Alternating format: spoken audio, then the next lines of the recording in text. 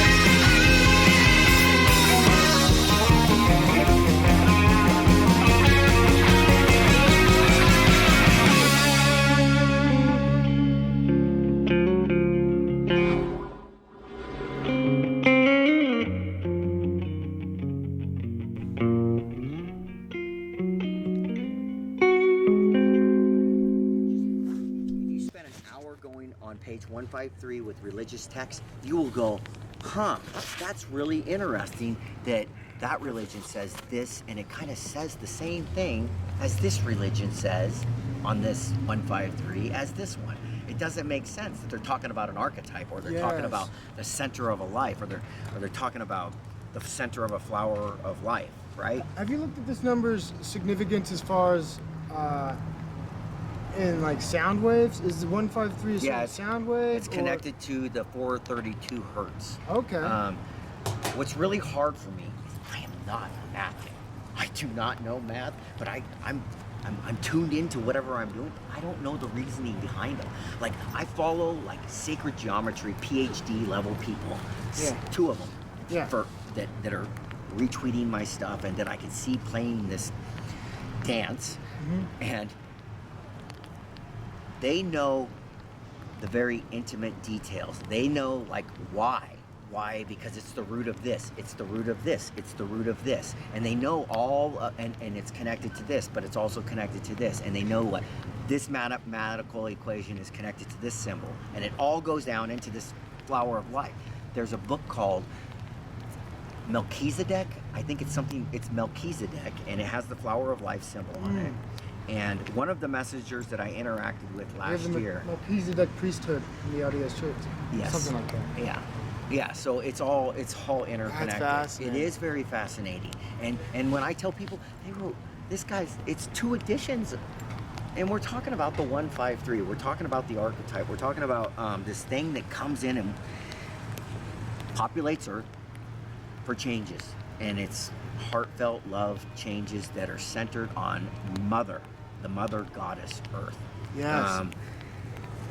Which is the indigenous type of, it's more of the indigenous. I don't know where they took away the mother goddess. I don't know why we took away the mother goddess. I think we started a worship of the phallus. You know what I'm saying?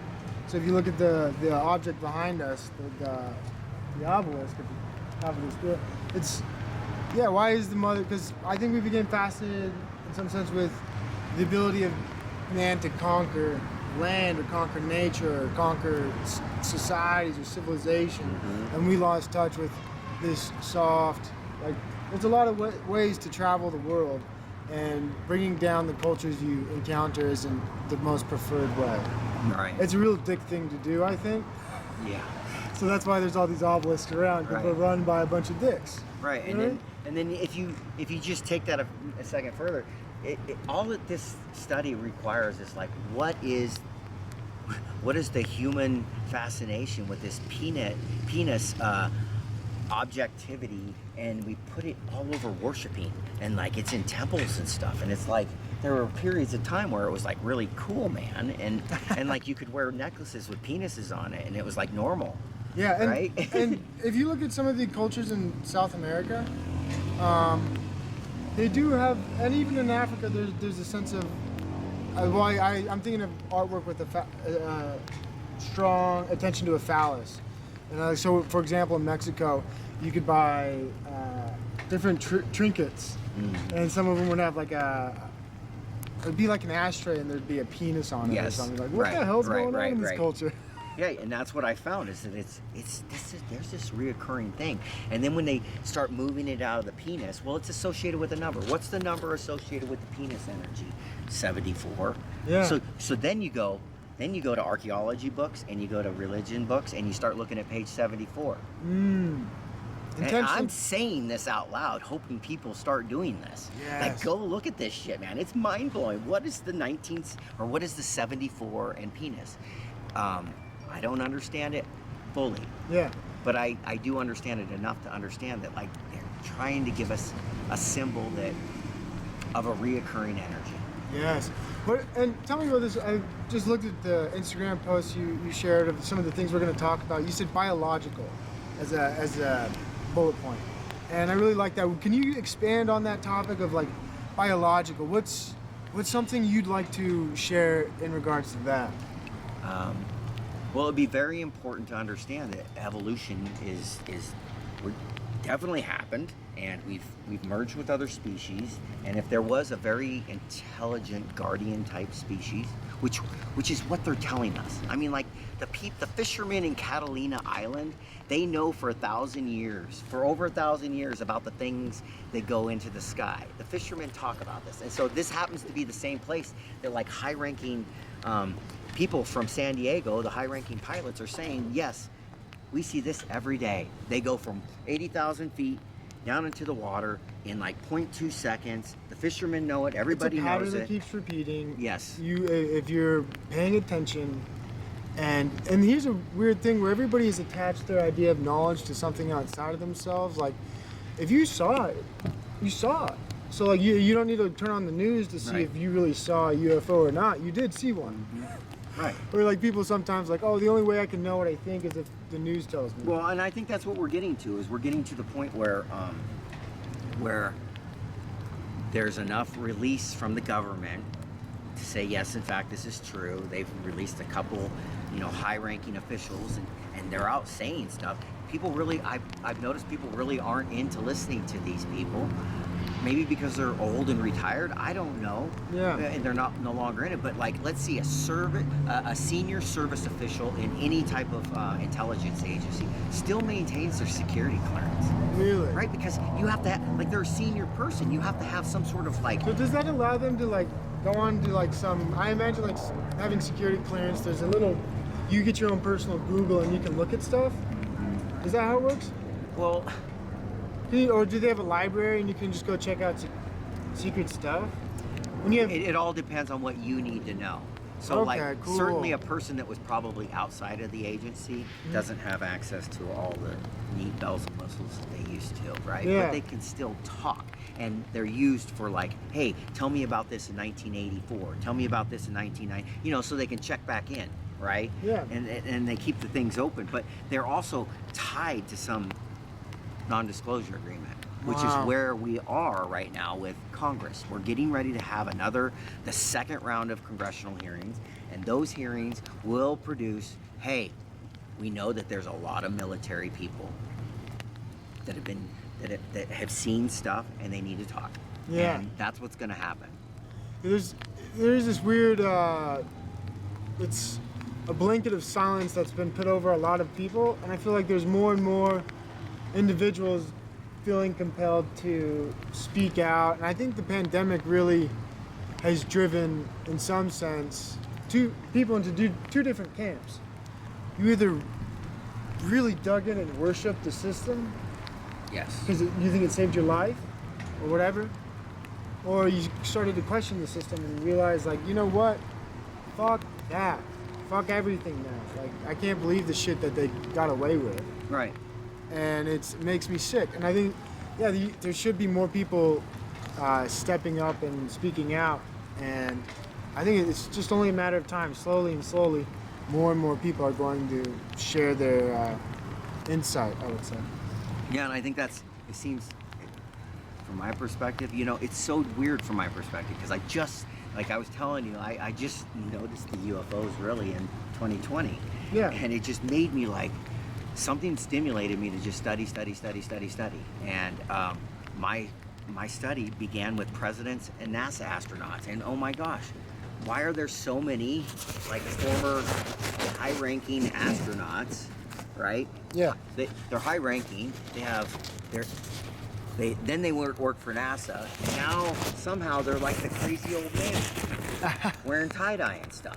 What Yeah. is going on with a reoccurring theme of like NASA astronauts with like long curly hair, and then there's lots of disparaging articles about them having gone crazy. Even look at David Letterman or what's Jim Carrey. Like, all of a sudden they got long beards. They're super hippie. Like, Yes. it's like what they wore suits their whole life. They buttoned up and they played certain roles, and now these guys are like hippy dippy. Even what's the guy's name? The guy from Europe, comedian. He talks like all British people do. But he used to date Katy Perry. Okay. You know what I'm talking about? I don't. Ah, fuck, I can't remember his name. Jeez. It doesn't matter. But there's more and more people, I think, even now, that are speaking out, and it's nice to see that. I'd say, and it's just relieving because for a long time we were only given one voice, Right. and it's unfortunate that that's the way the system even is. People think that there's a two-party system. It's one. Right. Like I'm fascinated. People believe there's two. Right, and I think that thing that you say about the voice is very important because apparently, you know, if you go to the Vatican and you go to their archives, right, just on their open archives, man, they got stuff about the lady, right? Wow. They got stuff about the lady, official stuff, like way high up in their Vatican files, right? Just in the church, out on the open, anybody can look at it, about like this lady in the orb, right? And where has she been seen? Well, one of the best documented is in Portugal, Fatima, right? For Wow. 153 days, this woman came on the days that she said she was going to come, at a time that she said she was going to come, to 3 children. Wow. And yeah, she- I'm familiar with With a that prophecy, yeah. right? With a prophecy. And so if we just pull away from it, if we just pull away from go, oh, just stop being weird about it and just understand, holy cow, there is a very large archive all over the world. There's history museums, there's things, I've read things in other languages How about that the all aliens show. that landed in Africa at that school and Oh. these kids drew them? 62 of those kids, Yeah. they all saw different things, but for the majority, they saw the same thing, and they had telepathic communication, and they were shown some of them were shown a message about burnt earth. Yeah. The reoccurring theme, the underlying undertones about human sexuality and reproduction, Yes. the things that are playing out psychologically and sociologically in our society that we seem to have a lot of opinion about,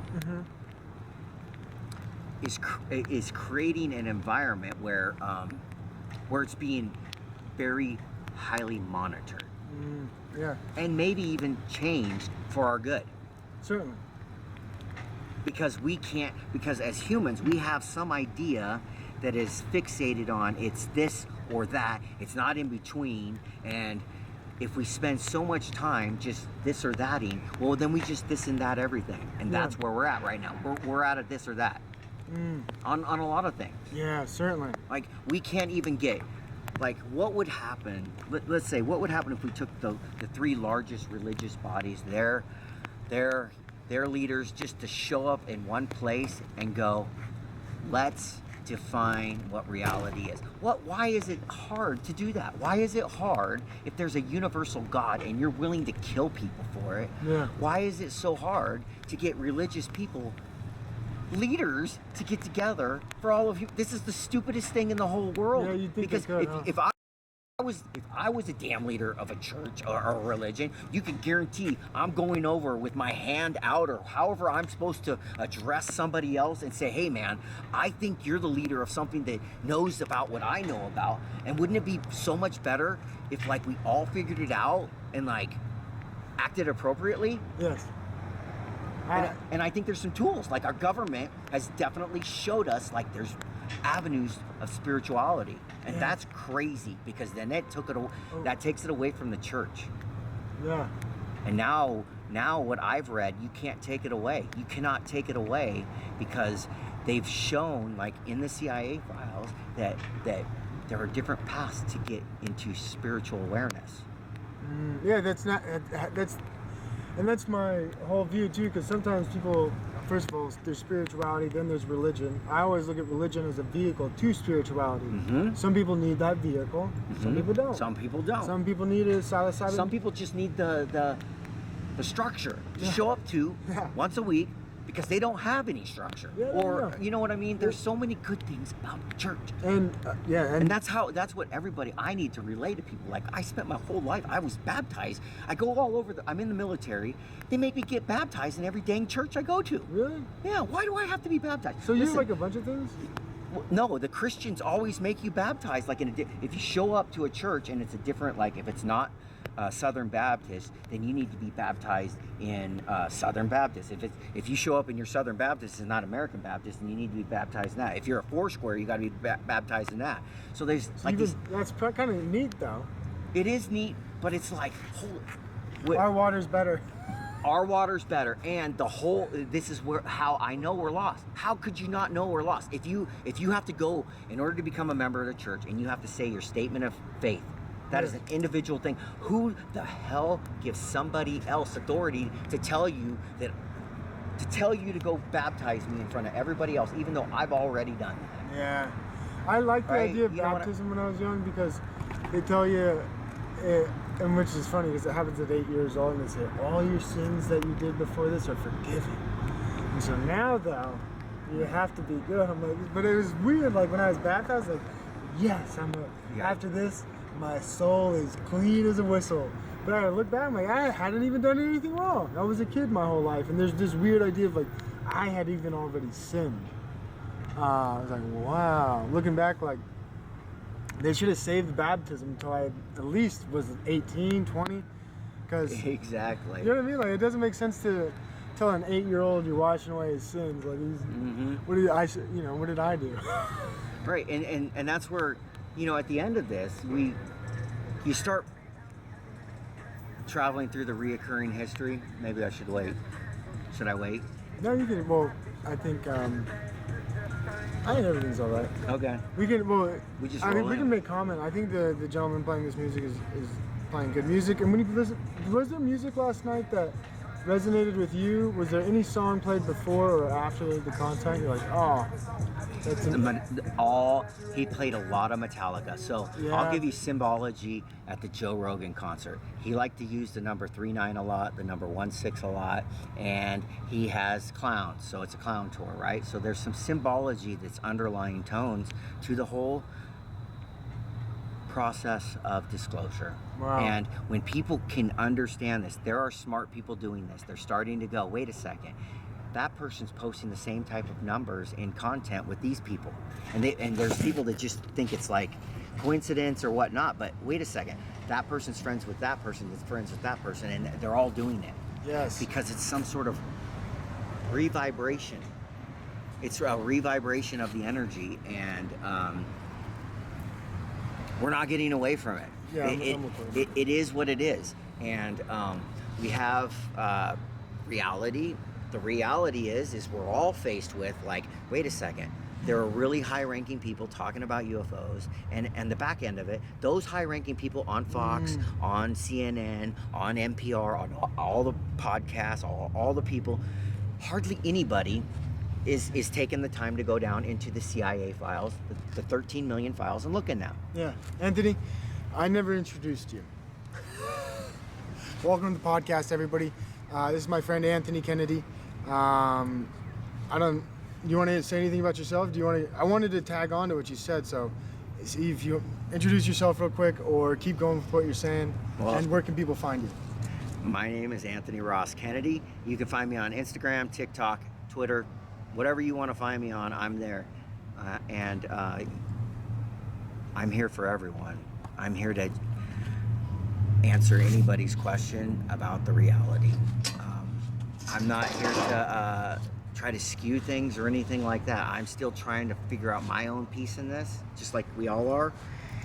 And some of us have bigger acting parts than the other. Yeah. Well, I can't thank you enough for being here.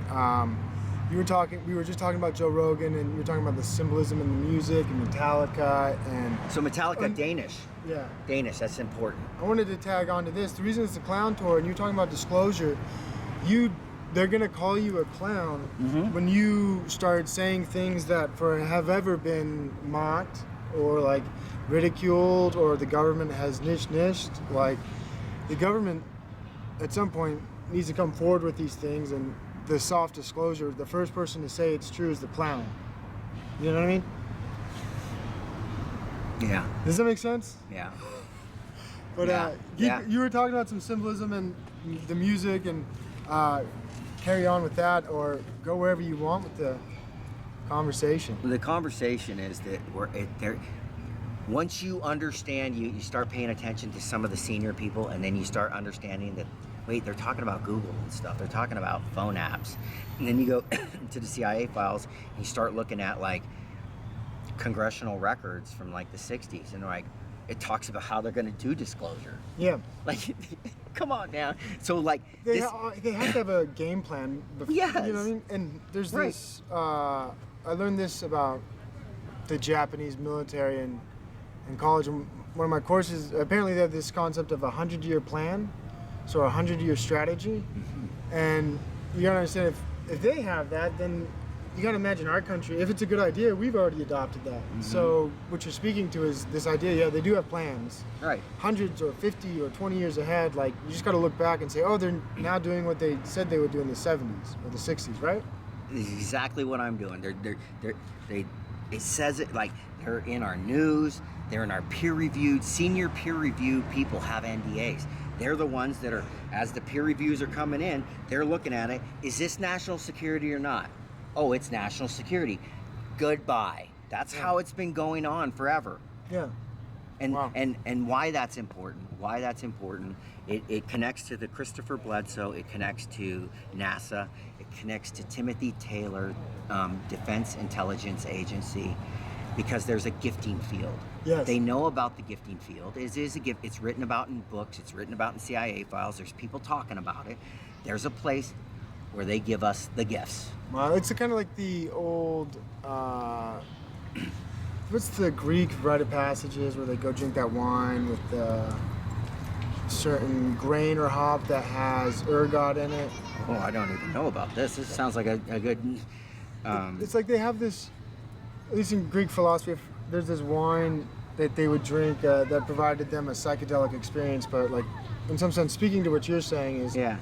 they do have tools, and they've had them for a while to kind of awaken or enlighten the mind. And people shorthand are familiar with ayahuasca Right. or psilocybin mushrooms, but there's different tools for different purposes, so Right. to speak. Yeah, and one of my explorations is like, I'm awakening. I'm a counselor. I've never did like marijuana or anything before I moved back home to Oregon, right?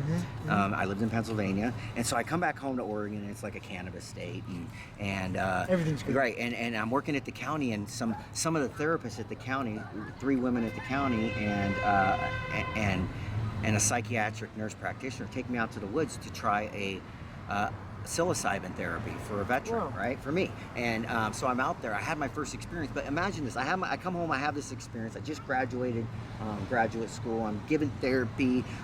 I'm giving therapy, but I just did some mushrooms that I'm like, whoa, how did I not do this? Like when I first was really having a hard time. Yeah. Like why wasn't this here? And then what's funny is it's like all the studies for the psilocybin are now coming out. Yeah, they even have you can buy stock. Right. And it's so Right. silly, like, oh, and what's happening is there's the general admittance of the decline of the theory of like, oh, if you have a problem in your brain, it's a chemical imbalance. Mm-hmm. The reality was you worked in a cubicle, you hated your shitty job, you didn't know why you didn't like it, and you went to the doctor and they said, well, it must be a chemical imbalance. Can't be the fact you don't like your job or something's wrong with your day. Right. Or you're not eating right, or you know what I mean? Like, who knows of all these things? But so there's been a changing the view in the past couple of years of, I think, mental health and what we do to resolve it. And so to your point, psilocybin's being encouraged, ketamine's being encouraged. These different substances are being looked towards now. And it's funny, when do they choose to explore with these options? Right after they traumatize us for 2 years. So like they have fresh new Yes. they have a fresh new harvest to see if these Oh products really yes, work. that is so much it. And like we're having a discussion, and here I am. I'm in graduate school. I wrote a paper on psilocybin before psilocybin was coming out because I saw the studies in the VA. I was doing my internship in the VA with veterans, so I saw studies coming across. And I was like, "What is this?" So I wrote papers on it. Yeah. Right. And then only to come to find out, I wrote papers on it. Then it's like coming out, right? Now it's fully out. They're like, Oregon, we just voted to have psilocybin therapy, like free, right? Was it decriminalized? Yeah, decriminalized, but you're going to be able to give psilocybin therapy, like mushroom Wow. therapy, and What a blessing, right? right, and why I think that's important, because we get to these CIA files. We get to these 13 million files, and we have DOD, we have CIA, we have FBI in the CIA files. Why So is we it have, 13? Do you think they just pocket that number? Then they take just it in pocket and out? that number. They put that number in there. Is it always 13 million? You think? Not- Or well, like, is that intentional? Well, I think the number is intentional, but Because there's got to be more documents, right? yes, So like whether they're like 13's a good million number to sit that at. is a pretty good million number. Because it could be 12, it could be 14. But in those 13 millions, Yeah. the important Mm-hmm. on the psilocybin is like, whoa, there's a report by military people that's like 80 pages, and it like has all of these tests, and it's like with marijuana, without marijuana, with psilocybin, without psilocybin, with I think it's acid. I don't know what they call it. Acid, without acid. So they're doing all these studies, and you know what? You're reading in there. So I have this background, and by the way, while I'm reading this, I'm still an addiction therapist at a clinic. So I'm like trying to process, like, how is this even? How are they doing all of these really long longitudinal studies with like lots of service members, high-ranking people, high-ranking Wow. medical doctors, people with security clearances, and they're not writing anything bad about them. They're Yeah. writing about what they're doing, which is weird stuff. Yes.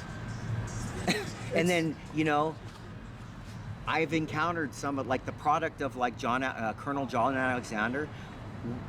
One of my OCS instructors did a ceremony, or I saw him do something in front of everybody that wasn't normal. And what do you call it when they're when you hypnotize them? I Yeah. guess So we're all a whole bunch of lieutenants. All of us had already been briefed. We're all getting ready for combat. We just graduated at the peak of the war. We're all getting ready to go to combat, and he's telling us, and we're doing some sort of weird ceremony where like this special forces soldier comes up and like takes control of officers. And then we all went back to our barracks and talked about it, and we talked about it with the people that were getting it done to them, and they couldn't explain it. We all experienced, there's 500 of us Mind that graduated that. And so did he come from that product? I'm pretty sure that he came from that, because he said, everybody was asking him, where did you learn that? In the Army. And so he was with Special Forces, the 19th Special Forces Group, the reserve one. But There's a number 19. yes. That's fascinating. Wow, really, that's a really fascinating story. And my thought is this: there's this idea of superheroes that's been pushed recently, and I'm really of the firm belief that the government not only has used CRISPR and used DNA, perhaps of dead presidents or famous people, or even Egyptian kings and queens, and reincarnated these individuals into this earth and made them perfect, and then in fact maybe even put a fucking chip in their head. And sometimes, like, you'll never know who these superheroes are. But I have this belief that there's like almost another race of beings we've even created that haven't really been exposed. And that's where this conversation kind of can be drawn towards the idea of like accepting something that's trans, right? So when you're like, how do you accept a human who's a cyborg and hyper intelligent and can control your brain and has access to all of your information and knows you better than you instantly? How would you deal with that? Would you accept that person into your tribe? That's a lot of power, right? And so I don't know how they're going to introduce these superheroes to the world. That's this is all conspiracy. But my belief is that guy in the special forces, is he part of this secret project where they're making super soldiers? Maybe. Yeah. Right, and that's what we have to think about. We have to think about like how put off a senior intelligence person, right? A senior intelligence person that just happened to be at Stanford University laser program when my partner's dad showed up in 1967 was there and in this, right? And so what is going on with this? Why would this person that worked his whole life in the Defense Intelligence Agency? What is the Defense Intelligence Agency, and why are they releasing a paper on ultra-terrestrials? Yes. And why would a person look at me or look at that person and just say they're idiots? Yeah. Without actually going, wait a second, a person who has access to the president merged with another person who was a senior intelligence official who had access to presidents. They made a company with Tom DeLonge, a rock star, Blink 182, and guess what? They all How have does he fit? they So- all such a have funny guy pictures to with start Christopher company. Bledsoe Sr. They all have pictures with him. They're all on good terms with Christopher Bledsoe Sr. And that's where we're not going to get away with. Everybody thinks they have an opinion, but they cannot get away that the Golden Lady is coming to North Carolina. Yeah, and one thing about that too is, it's the first soft disclosure of the Bledsoe family was on a channel called Discovery. Yes, it You know what I was. mean? Like, because Yes, you it have to was. discover this stuff, and I think that's a funny little thing that's they're just discovered. Yeah. You know what I mean? And it's a weird place, and I think that's people will look back and like, yeah, the story about them is. So yeah, I think they were. I haven't watched the actual show. I heard it's slanted negatively towards the Bledsoe family, so I didn't watch it. Yeah, I haven't watched it either. Like if they're not presenting something in the light it should be, then it's propaganda. Of course, it's propaganda. It's on. Right. Is it Viacom? Yeah, I think it is. Like, of course, like there's this entity that at first needs to control a narrative. So what do? You make the person almost look as though like you believe that. And simultaneously, I don't know if this was occurring at the same time, Discovery Channel was also running psychological programs trying to convince people mermaids were real. So they had a whole show of a mockumentary. That's what it's called. It's like a documentary. It's a mockumentary. It's fake, right? They did this with the Megalodon. So they made these two fake documentaries. They didn't really tell anybody.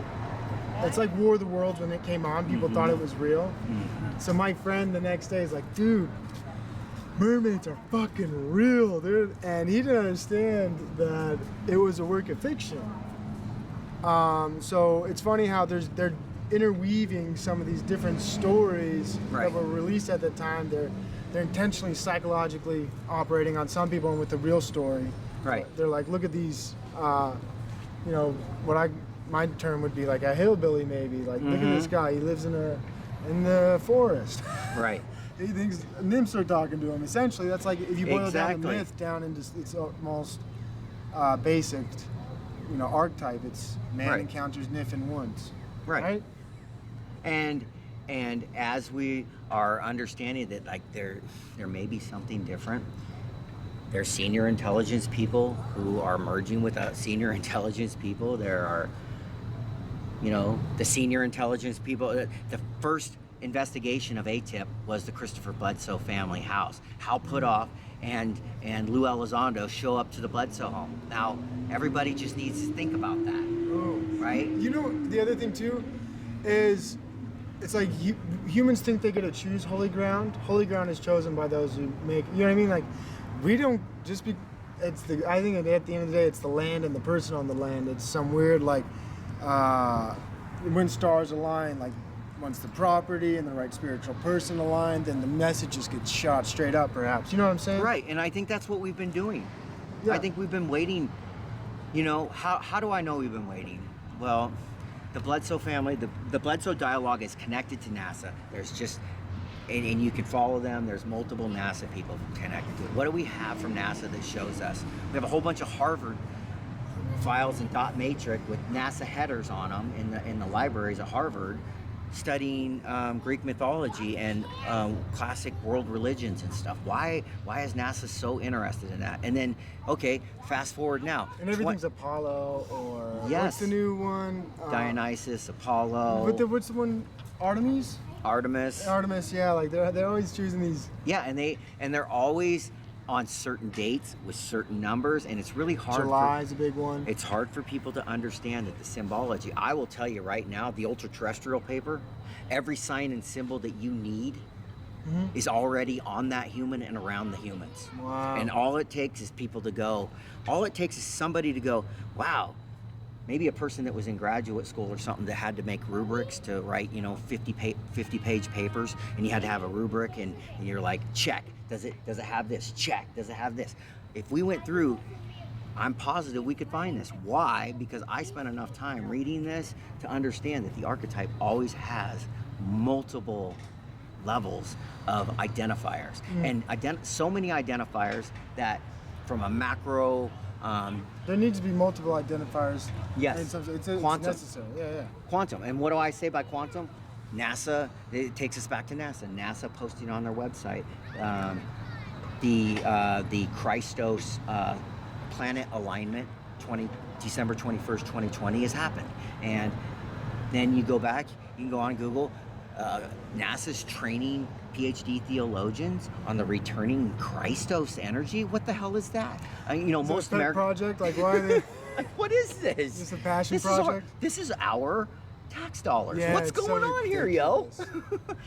And Yeah, it's so funny. Our tax dollars. That's why sometimes I think it's just a tax scheme. Like, right. Like, are they draining our pockets? Or What is there for? something going on? Yeah. I'd prefer something. I'd prefer they were doing something rather than nothing, right? Right. Because a lot of times people think, oh, they're just wasting your tax dollars by pretending to go to space. Well, what else are they doing? If they are going to space or if they're not, doesn't matter. But what else are they doing with the money? And to your point, it's these little passion projects. Yes. And the passion project just may be a response to the others showing up. I mean, it's just very clear. They were over the White House. Like, just people understand. about The lights in the sky over the White House for a period of days. So much so that generals, the president, Truman at the time, everybody's talking about it, right? And it's on the national What color art. were they? Like They were just light. They're white lights because the photographs are just white lights. But we have National Archive data of generals talking about them. Yes. So there was a point in history where, like, the 3 news agencies or however many it was too, they were just talking about, hey man, there's fucking UFOs over the White House right now. Wow. What does that mean? Right? What does that mean? And it's kind of like what we're going through right now. What does that mean? Yeah, man. What the hell? That doesn't make a lot of sense, does it? The lights over the White House. Well, it's a message. The message is that very clearly They should do it again. our posture changed after that. Yeah. Everything, What year was that? 1952. When was the Korean War? It was during 1952. My grandfather was in Korea. He was making babies in Japan. It's so crazy that I have like an aunt. I have an aunt in Japan. No way. Yeah, that nobody knows. Wow. But I know that he thought enough of this woman that he carried a picture of her in his wallet most of his adult life. Right. So it was just very. That's another strange synchronicity. There's something with Japan that we're tied to. Yeah. Something, and me in particular, I'm tied to. Japan called the unit that the 41st Infantry Division, they called them the Butcherers during World War II because we were so violent to them. But they were also very violent. Yeah, they were. And now we have this really big healing thing. 96, I went on a healing adventure unit trip with my whole unit to Japan, and we did a whole exercise with them. And my father-in-law, he's did healing things with the samurai sword with Japan. So there's these weird interweaving synchronicities that I've even had with Japan, and I don't fully understand it, except that it's real. Yeah. Something with Japan, I believe it has to do with nuclear. I believe that it has us. Sometimes I think nuclear facilities, you know, the big hole. I think it's just a place for UFOs to go down into the center of the earth. They're doing something. I mean, Is it really? if you just Google UFOs over nuclear, man, you just see stuff crazy, and it looks just like UFOs over volcanoes. Yeah. So then you have to say, wait a second, are you creating the volcanoes, or are you guardian? Are you the managers? Yeah. Is that a portal? And they decide that if you open this portal for us to come in and out of the earth, we'll give you energy. So you know what I mean? Mm-hmm. Who knows? Yeah, and I'm not exactly. I made all that up. I think we're all waking up. That's what's cool about this is that I'm waking up. There's other people that are waking up, and some of us know that we have parts to play. Certainly. Some of us are telling people, "Hey, you have a part to play. Yeah. You want to play?" And then we go, and it's like we're gonna go tell everybody the truth about like reality of the situation, and the reality is much different than some standard religious context. It is. What? It's a fascinating thing when you get into the real, like, examination of history, of culture, of religion. I mean, it's transdisciplinary, right? So if you look at the educational system, it's designed to be isolated and singular. In other words, there's no encouragement of don't be a lawyer and don't be a doctor, just be one. And if you are a lawyer, don't be tax, don't be family law, be personal injury. Mm-hmm. So if you are a doctor, don't be a brain surgeon, don't be a heart surgeon, be a foot doctor. So there's this weird separation of knowledge that's been intentionally placed over our society where people are not encouraged to have interdisciplinary thoughts, and that's how they keep things secret. It's not like it's hard to keep things secret when everybody's just doing their job, because it's real simple. You never talk to the other person. You know what I mean? Right. How's a plane made? Right. Do all the people talk while they're making it? Some people do one thing, some people do the other It's thing. so compartmentalized. Yeah.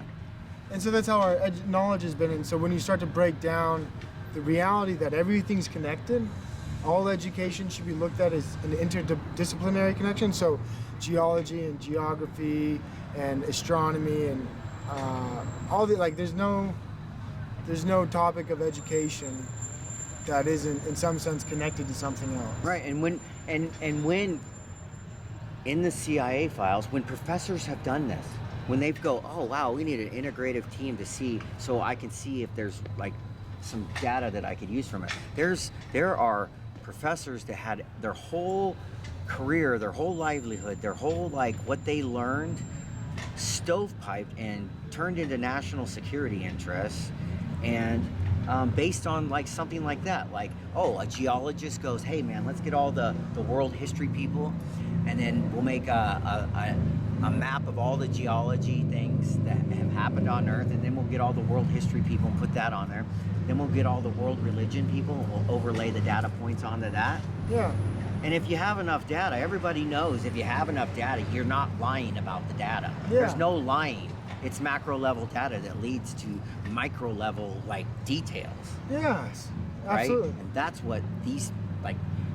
There's a science book called Adam and Eve: The Story of Cataclysm. And Oh, is that on most, the CIA? Yep. Most Yeah, people don't that's an even want to interesting look book. at that. It says Adam and Eve. They're out.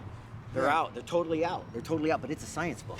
Yeah, I saw that. And It's yeah. Why is that even like? That is one of the most interesting CIA documents I've come across. That, and you look at it, and you're like, what the? Right. And as you're looking at it, you're going, wow. It's talking that's about pole shifts and stuff like that. Can talking you- about pole shifts. Yeah, can you maybe tag on to that and just talk a little bit more about that? Yeah, so it's 100% what it's talking about is what's happening right now with our sun. We're in a sun cycle, it's natural. Guess what? Global warming, global changes is like a really part process. It's something that's real.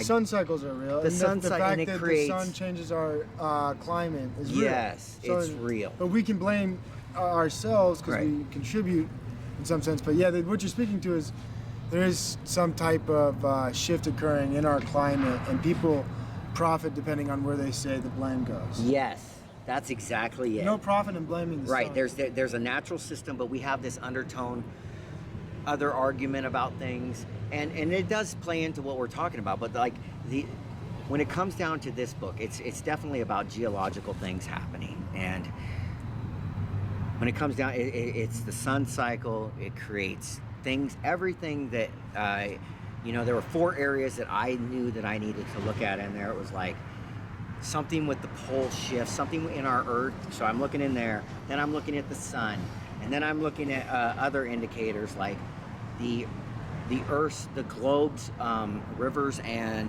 lake issues. It's like written in here. It's Oh, not the in a algae Bible. problem. It's The not algae problem is huge. This isn't a Bible. This is a freaking science book, and like it talks about like the same thing: the Euphrates drying up, Lake Mead drying up, all kinds of weird weather anomalies, and they happen on these cycles. And it just so happens the Earth does apparently what man cannot do for himself, which is steward the earth. And Yeah. that's what we're supposed to be doing. We're supposed to be stewarding the earth, because when it gets down to it, at the end of this discussion is we are humans apparently, and we're in training for the next stage. Certainly.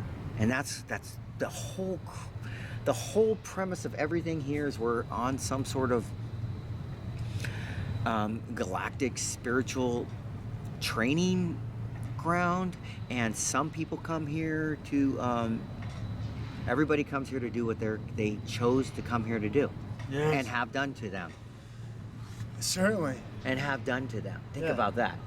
I remember reading that and seeing it over and over. Like, okay, they always say it's coming. We're having Can- it done to us. When I ask you this question about the pole shift, is it, so I don't know shit about this, but from my limited understanding, the pole's shifting towards Europe, right?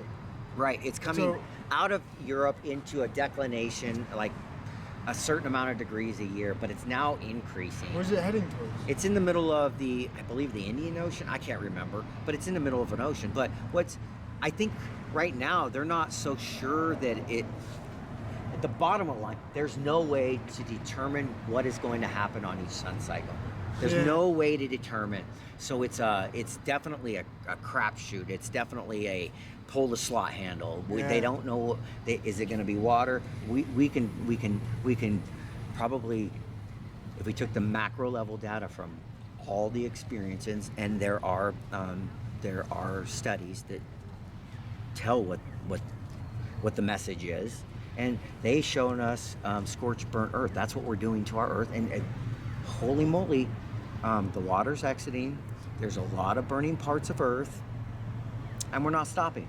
Yes. So what else do we need? Do we need to actually, I mean, it's really being done. So it's like it's not making it up. It's like this is really happening. Yes. And it says that it has happened, and like when science people write about it, they get silenced and stovepipe. When religious people write 'Cause about it. It would upset the economy. Right. It's like, well, you can't have people in panic.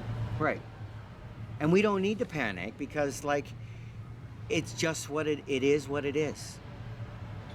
It is what, and if I believe that if we all had reality, we'd be better suited to accept the reality of the situation. 'Cause I think what you're saying is there's a life cycle for civilizations, for races, and just like there is for human macro, micro, everybody's kind of understanding that this life cycle of what's been allowed for on Earth is about to approach its death, like we do naturally. Right. So it's like just like our family members get old, we get old, and we pass on. There comes a time where what is grown here on Earth gets old. Right. It needs to pass on, and something else will come forward. Mm-hmm. That's why there's this huge race to create an exit strategy, develop another, type of, I think, escape civilization or group of individuals that will be superior enough to survive in the most horrible landscapes. Exactly. You know what I mean? Right. And That's why they want to put chips in people's brains. you have the religious texts from all over different religions, and when you get down to it, you start tracking the symbology. You do a real intelligent type of hand walk. What does this word mean all the way through to the Egyptian wall? What does this number mean all the way through to the Egyptian wall? You can find these. Archaeologists can do it. They don't have a real meaningful connection. It's like, yeah, they just do that because they all do that. It's like, it doesn't really, they just do that because that's what we do, but there's real symbology in it. Like, no, it actually means something. They figured something out. Yeah, they figured something out. That's a And weird thing to say. it's like this thing that you're talking about, civilizations and where we are. Well, why is it that we find these civilizations that don't have anything anymore, but you go digging them up and they have bull worshiping things. They have obese women. Okay, they're called Venus doll figurines. Once a person goes into the Venus doll figurine, an intelligent person goes, wow, that's really crazy. They're on every continent. Why do all of these civilizations choose to carve really fat women? What does that mean? They're What- pregnant, right? Right. What does that really mean? And I think it is. I think it's an indicator of Dean Fraser done.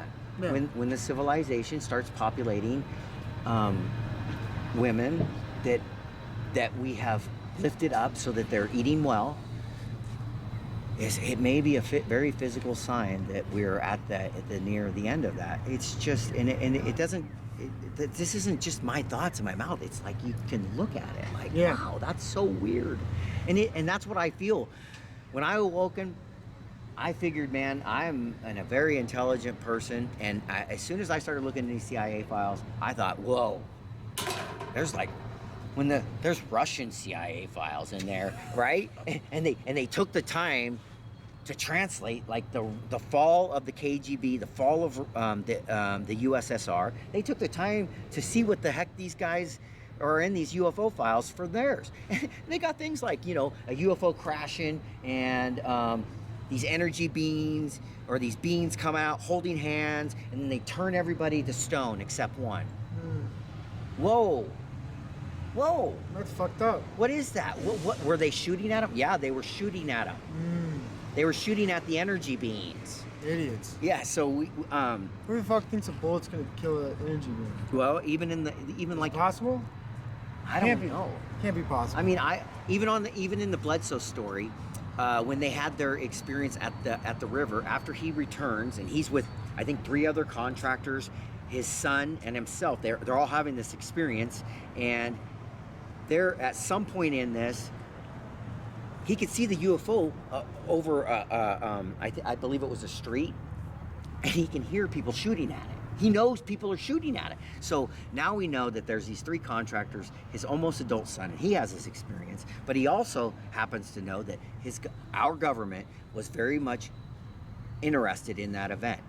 yes. They were very interested in that event. There was a briefing at Camp David. There's packages that were mailed to him, and his family knows, and they've released them. But what's more important is that people do seem to be real much in fear and will just shoot at them for no reason. And I'm pretty sure that individually that doesn't work out well. Yeah. It can't. And Violence isn't a really good choice. yeah, and Violence sucks. part of this thought is like, are we the? I think we're the violent ones. Oh yeah, well I think there's a tendency for humans to be violent because I think some part of the civilization, the growth, like there was this real kill or be killed moments in all of our tribes or so to speak DNA, and I think everybody has a killer in their family. You know what I mean? Like you go down the line long enough, someone had to do something to keep your family alive. Yeah.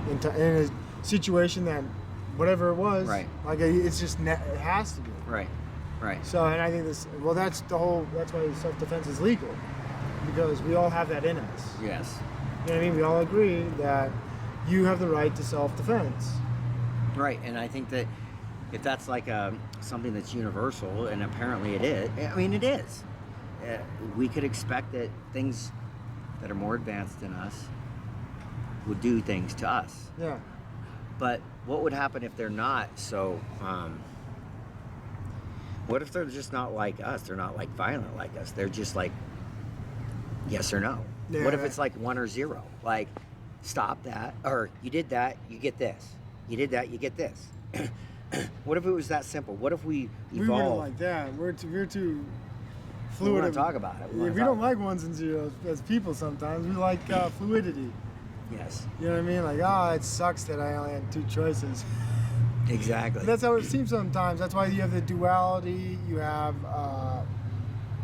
the yin and yang, the as above, so below. Like, what's it, the rule of correspondence, the law of karma, the in and out. Like, yeah, it is maybe as simple as one or the other, and we can't get that. But a lot of people try to help us understand that. Right. And I it seems like that's what we're getting help with right now. Yeah. It seems like we're really getting some guidance, and the guidance, from my interpretation of everything that I've read, my own childhood experiences, my experiences of seeing the lights in the sky when I asked to see them with my family, is that they're here to assist us. They will not just intervene and assist us. We actually that's collectively. the story of Noah, right? Like, yeah, not everyone got the word, huh? Not everyone got the tap on the shoulder. We have a choice, and we're all going to get the choice. The difference now, and why I look at this just like maybe a lot of people that I've talked to, and they're like, there's no way that there could be this like magical archetype team that could just do things with like consciousness, or that is the same field as like whatever the sun does to us. There's no way. But like, no, what if it was real? What if everything in the CIA files, that wackadoodle stuff, what if it was real? Yeah. Like it's so strange. And then I got to the point of like, wow, as soon as I got done reading all the presidents and all the generals and all the admirals and everybody, I read enough in the CIA and the FBI and the DIA and the presidential libraries and the Kennedy Presidential Library, and France has an open UFO database, and it was written in the 50s, and the guy that wrote it was Jacques Vallée, who we recruited to Stanford University to work on consciousness and computers in the 1960s. Wow. And that piece right there is the piece that when people start talking about that, then we can start talking about the magic. Yeah. We can actually go, wow, we might actually get out of this. And that's where I leave in my own, out of everything I've read, I don't see a way out of this. Yeah. I don't, from my own perspective. But I know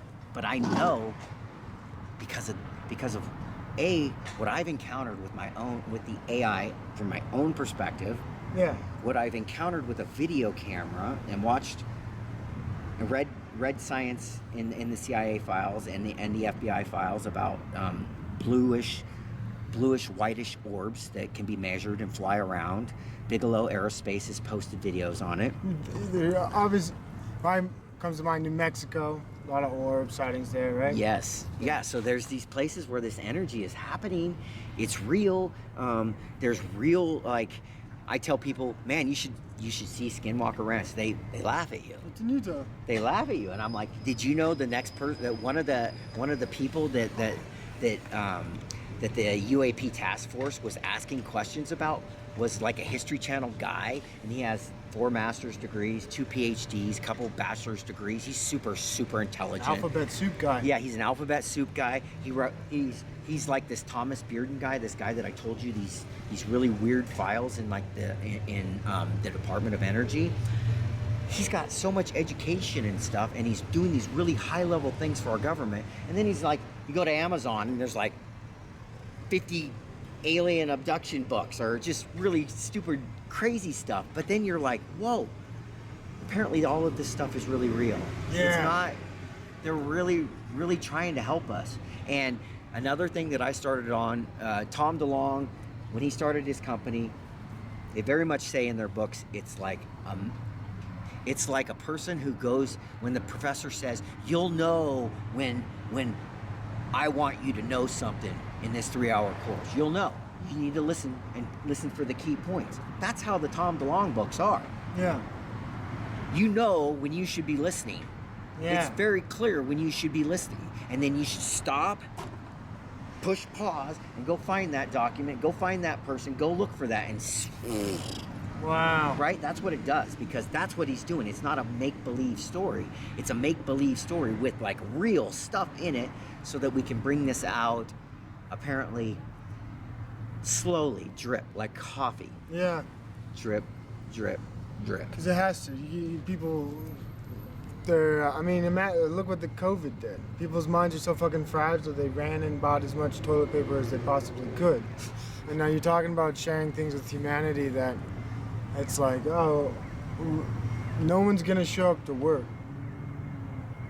You know what I mean? Right. The society breaks down. That's the real truth. Is like the reason why some of this stuff isn't talked about, or it's like, well, why would I go to work? Why would I play in this play that the elites made? And that's why the elites don't want this stuff out, because if everybody really kind of woke up to the reality of the world, they'd do immediately everything they wanted in their life. Right. You know what I mean? And instead of like working as a wage slave in the most least gratifying way possible.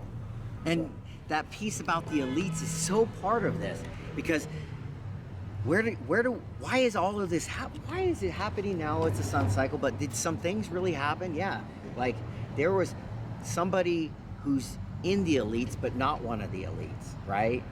Like our last president is like, he seems to be like one of these people, but he got some stuff released, and it was freaking magical, because like this stuff on Hillary Clinton, this weird stuff that's about like political stuff. Well, in the political stuff was like UFO stuff, and that's what is gonna probably. They did not plan for this, because some dude who's just trying to win an election would get UFO stuff out in the open by very high-ranking people. Yeah. Right? Within emails with like Tom DeLonge, and these emails with like really high-ranking. That does not make sense. Why would they be in secured, classified, secret type of stuff? They should not be in there, right? And so that is a collapse. Now we have a collapse of the system, and he wasn't part of that system. He's not part of like the industry that, if you follow this through, when the UFO stuff started populating, it was like these families that are tied to DOD now own this stuff. Apparently they own the technology. Wow. It's all moved from like official DOD, I'm the general of the army, I'm the secretary of defense, I'm in charge of these things, and he knows what he's in charge. No, he has no damn clue, because it's in the contractors. Wow. Man, it's fascinating when you break down, like, yeah, even who has what now, and what knowledge is acquired, where it's been dispersed, and the fact that truth does come from sometimes not the government, but from a family, or it's kind of hard to control, I would say. Yeah. But they're at a point where they're really trying to control the narrative, and it's nice to see it shift, I'd say. Yeah, I think that's what's happening, is that we're seeing the shift. Everybody's going, whoa, wait, that's crazy. Some of us saw it 2 years ago, and we just started studying it, and you know, for me, it was very easy for me to go, you know, right into studying that and trying to get as many people, high-ranking people, to acknowledge it or whatnot. You know, even right before Michael Collins died, I had made a post. Just right before, I made a post, and I don't even know why I made the post. But I made a post, and I all I can say is it's some sort of prophecy post. Before I was just studying, like I just started looking at UFOs, but as soon as I started looking at like the documents inside there, and I started reading about psilocybin and mental health and UFOs, I was sitting in Panera in Pennsylvania, and I just made a Venn diagram, which I now know to be a very magical symbol throughout history. I made a Venn diagram, and I said, we're getting ready to go through this. In 2019, I just wrote that out, that we're getting ready to go through all of this, and like then it just all started breaking out, like the COVID. I knew about this is strange. I was having a dialogue with my family about the COVID in October of 2019. Wow. Like straight up having like there is something coming. I feel it. And what is weird about this? We have all this. I knew in December at right. least. Right? We all have this argument about whether it is and whether or not. Let's just play the game of archetypes throughout history. Yeah. And then we'll play the game of archetypes throughout world religions, and then we'll play the game of archetypes throughout CIA files. Right? That's what we'll do, and then we'll play the game of archetypes through our government releasing ultra-terrestrials. Yes.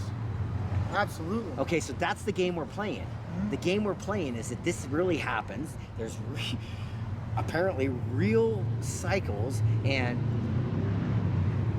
the thing that always populates, there's always like pandemics, and like there's always pandemics. Yeah. Always. And yeah, it's the pandemic is associated at a time with the exploration of a new technology. So like you look at World War I, like we started with chemical warfare. Then what do you get? The Spanish flu, and like, oh, that's funny. Right. Like, oh, what a coincidence. And what was before World War I? You tell me. The lady came to Portugal. She came to Fatima. She came to Fatima for 153 days. An orange light orb came and showed up at a time and place for 3 children. And then the last time she did it, there is newspaper articles. There's even a film reel. There's so many accounts of what happened. Like there's an account of up to 100,000 people were standing. It was raining. The lights showed up. Their clothes dried. They all felt the euphoria that I felt every time I've seen the UFO. Every time I've asked to see it, I feel this really super intense. One time it was so intense it buckled me. So you can imagine when I'm reading about the euphoric things about these in Fatima, pre-World War I. It happened right before World War I. So she comes and tells about what's getting ready to happen. Yes. When it's getting ready to happen. And so that's what she's doing now. Yes. Wow. And that's what she's already done. And so it doesn't require us to get all woo-woo. It doesn't require us to get all like violent. It doesn't require us to go, you're lying. It requires this. Is that same sign and symbol in your worldview religion? If it is, it might be in other people's too. And for me, the easiest piece is just to follow the indigenous people across the world. Like get out of the government. Get out of them though. Get out of the CIA files. Get out of the FBI files. Get out of Christopher Bledsoe Sr. and look at old indigenous people. The good one, like because you like Joe Rogan, the Sentinel Island people. You really think about it, and it's like, how much more time do these people need to figure it out? You know what I mean? Like to build a boat, or to advance their technology, or to improve their quality of their life, or to understand that you need to add individuals to a population in some sense, or the inbreeding will remove your society. Right. Because there's some civilizations in the past that you're speaking to that I think we think of Native Americans in some of these groups as like maybe small or nomadic, but I kind of see some expansive civilizations sometimes in my head of large groups of people that were living in a different lifestyle that was in tune with the world, right? So they didn't need to do anything more than they already had, and everything was in balance with nature. and they were working with other humans as well. You know what I mean? So that's Right. a big part of it is if you isolate yourself, if anybody's isolated, a community, a person, it's not good.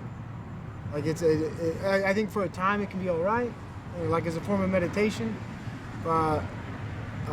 Isolation is a restriction of growth. Right. And I think, I mean, even up to last year, I'm at the Archaeology Film Festival in Eugene, Oregon. My father-in-law, Dr. Rick Pettigrew, runs this thing every year, Wow. right? So he brings in a longtime archaeologist. He has a lot of data on Q civilization in the center up the Mississippi. And that's very interesting because he brings in this archaeologist and says, man, I took all of this data. I'll tell you right now, this civilization was like 120,000 people. There you go. Yeah, that's what I'm saying. Right, 120,000 people, and it was multicultural. Yes, And then, yes, and then, yes, yes, where thank you. do we go? This is really happening real time, right? Yeah. And then we got like Scott Walter, who's on the History Channel. I think he calls himself a forensic geologist.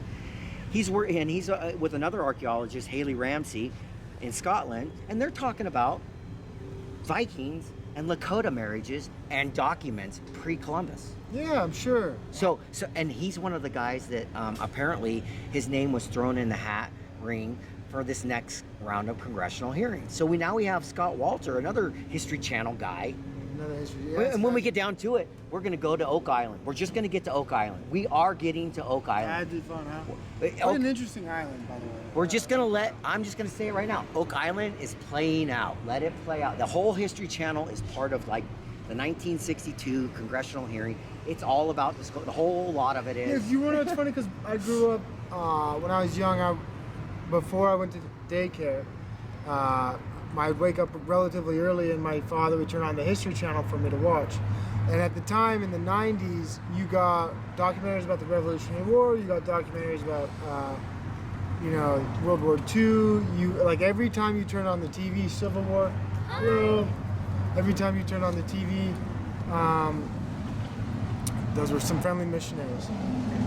There was some type of historical documentary playing out and kind of propaganda conditioning of what the American narrative history was, so to speak. And then there was a shift in the History Channel when it was like, oh, it's aliens. It's Yeah. Right. hey, and it's weird because at first people looked at it like, did the History Channel just lose all of its credibility? Right. Because it became a clown, right? Yes.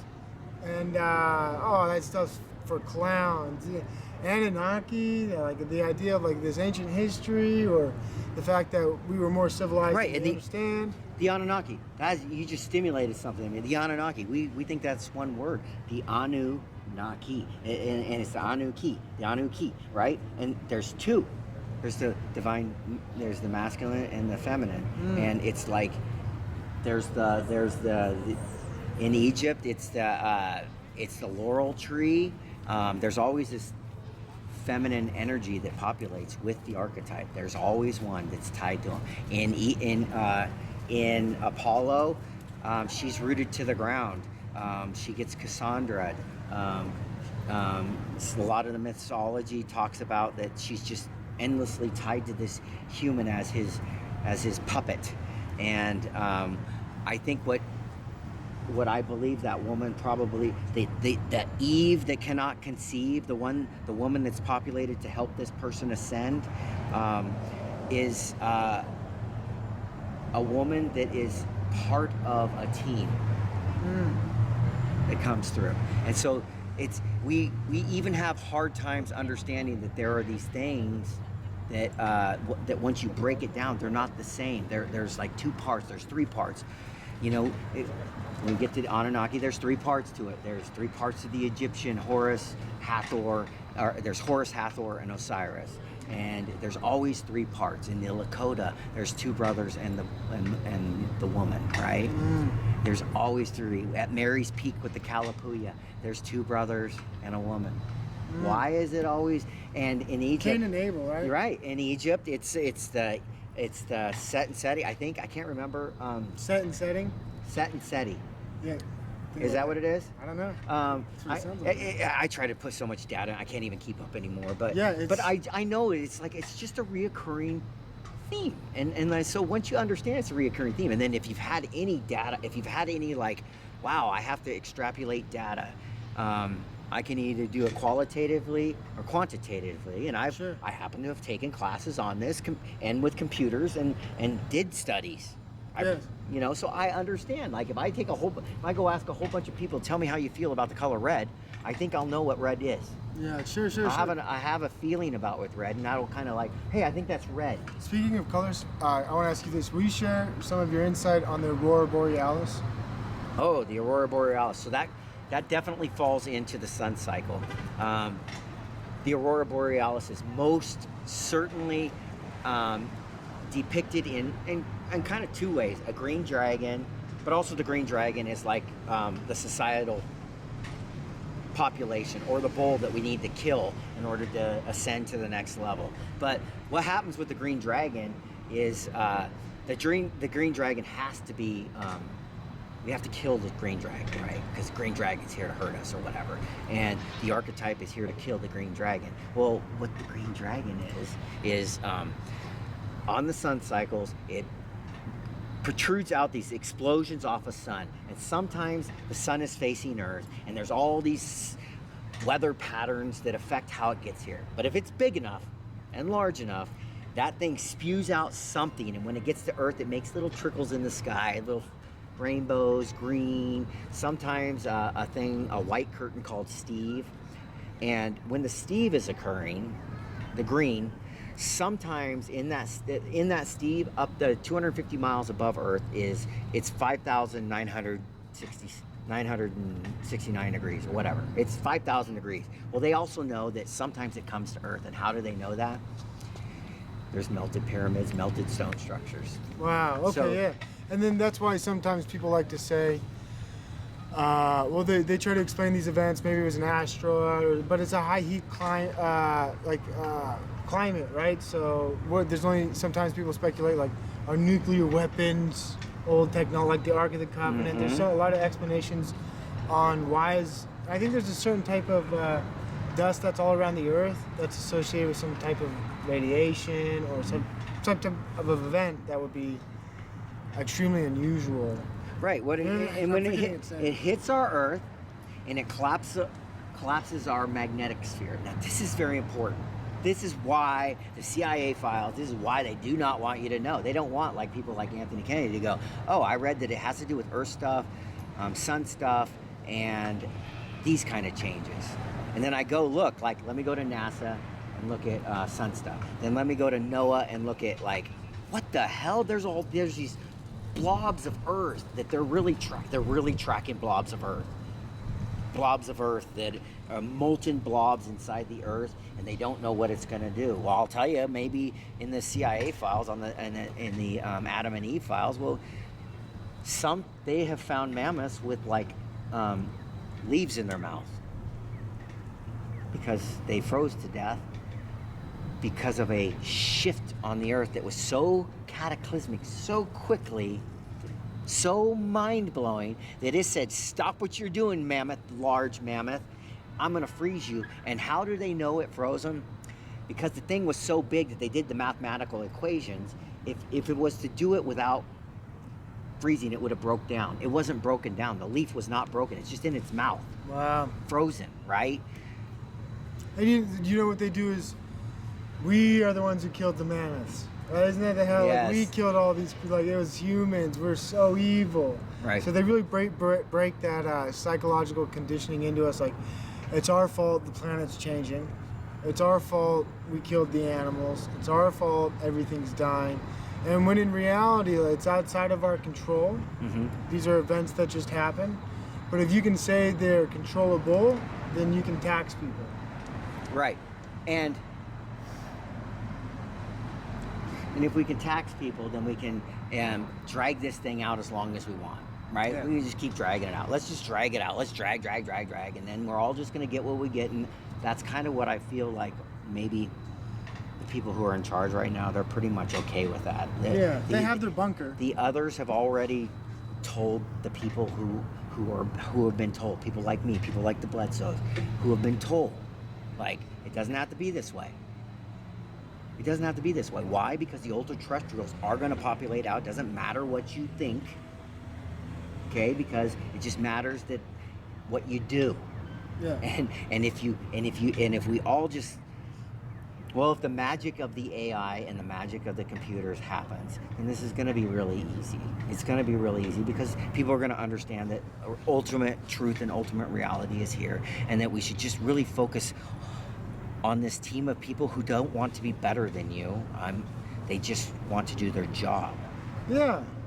Or be themselves. Right. And imagine, I could imagine if a person was going like, wow, you have some sort of ability that you never knew about, but apparently is really real. And oh, by the way, it's associated with this thing that's around the earth, consciousness, and it's associated with sun cycles. And when the sun protrudes in and it crushes the magnetic sphere, then it screws up our consciousness too, right? Yeah, right. And I know this myself because I got to write about it in grad school about how the sun affects our psychology. So imagine a large, all of that work that I ever did on was like on CMEs of 3 and 4s. Now we're on a daily rate of like CMAs 4, 5, 6, and it's probably going to be when the day that on my phone when I get an 8 or a 9, I know something's coming. Yeah. Right. And that's where understanding like all of this geology, like, okay, wait a second. How did the mammoths occur?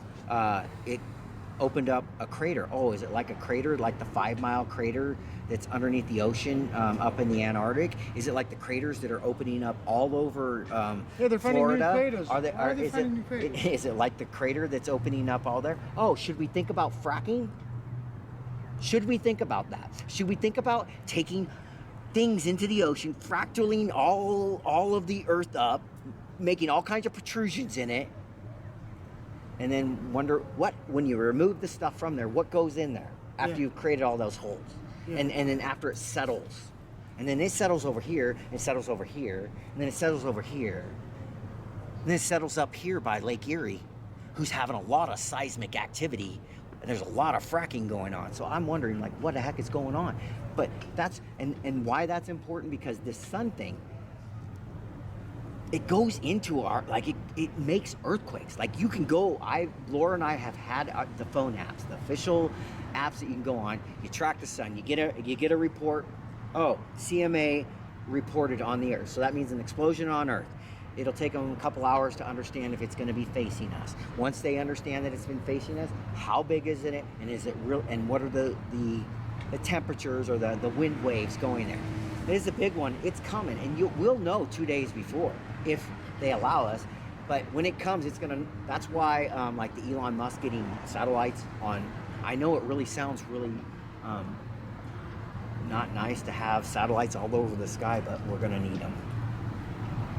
Won't they be knocked out? The last big CME that we had, it knocked out 49 of them. Yeah, right. It will, once he gets them fully deployed, it will not be able to knock them all out. That is their hope. And that is a good thing, because that's going to be our way to get through this. That's keeping our Library of Alexandria. So Yes. And I think what's going to happen is, if I had to guess, I think we're going to go through something.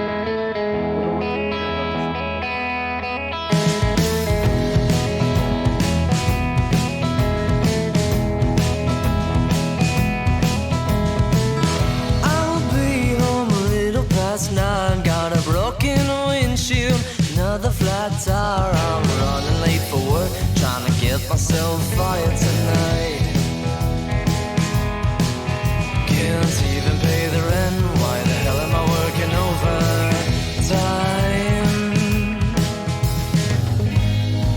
But I'm learning to love myself a little more.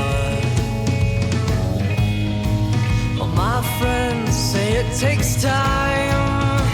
Something's just gotta go right. Oh yeah, feeling lucky tonight.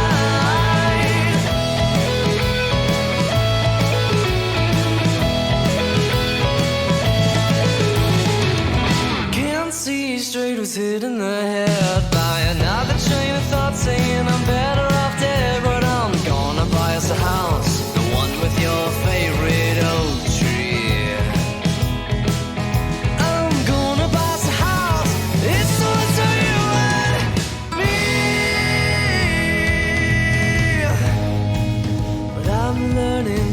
love myself a little more. My friends say it takes time